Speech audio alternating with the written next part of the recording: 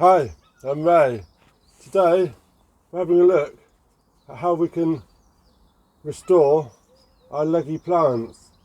So this is a tomato plant and it was started quite early and it's been searching for the light. So how do we deal with this? Well, the tomato plant has got all small spines, small roots all up the stem. So what I'm going to do is we take our seedling and we can see it's got quite a good root on it, and we're going to get a bigger pot. We're going to add some compost right at the very bottom of the pot, and we're going to bury it really deep.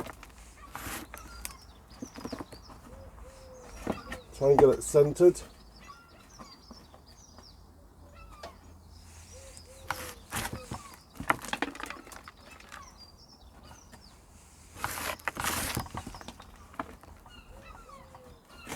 And there we go.